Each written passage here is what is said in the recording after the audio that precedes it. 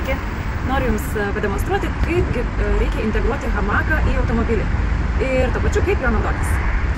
Kaip žinote, hamakai būna dviejų spalvų, tamsiai rudi ir štai tokie šviesus. Na, su tamsiais turbūt viskas aišku, bet kam yra skirti šviesus? Na, o šviesi spalva yra skirta, reiškia, šviesiems šunims. Šviesų kailį turintis šunis taip pat šeriasi, o dar labiau šeriasi, kai jie keliauja, nes jie jaudinasi. Ir pilna mašina būna jų plaukų. Tai jeigu būtų tamsus audinys ir šviesus plaukučiai, jie labai stipriai matosi ir atrodo tikrai neestetiškai. Todėl rinkitės šviesų hamaką, jeigu jūsų šuo turi šviesų kailį. Tai pirmiausia, ką turim padaryti, susirasti, kurioje vietoje matosi etiketė. Ji turi būti matoma čia ant nugaros.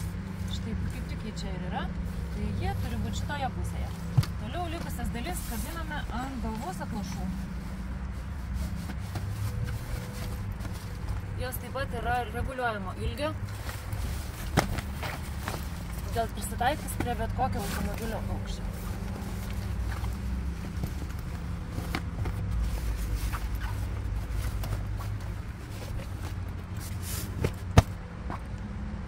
Gumelė kabinasi štai čia, kur kabinasi, kas čia kabinasi, pakabos.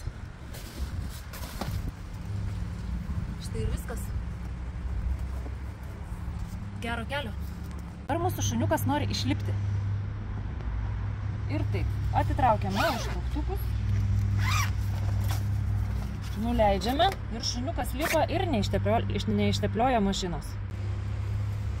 O dabar šuniukas nori įlipti.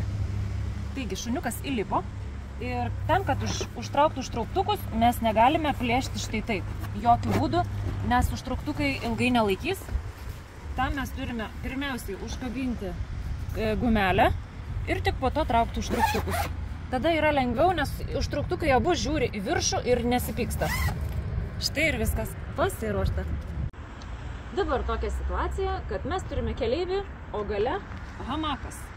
Bet mes neturim kur žmogaus pasadinti, todėl yra viena išeitis, kurią sugalvojame.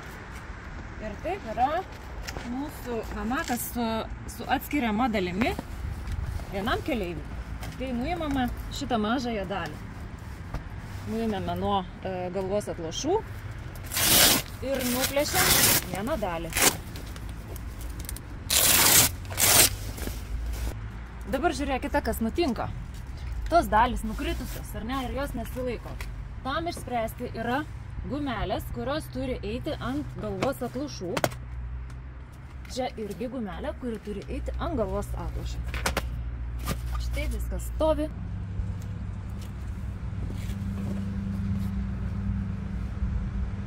Ir dar vienas momentas, kurį noriu priminti jums, kai norėsite išskalbti, neskalbkite per dažnai, užtenka vieną kartą metuose, valykite tiesiog su šlapiu skudurėliu.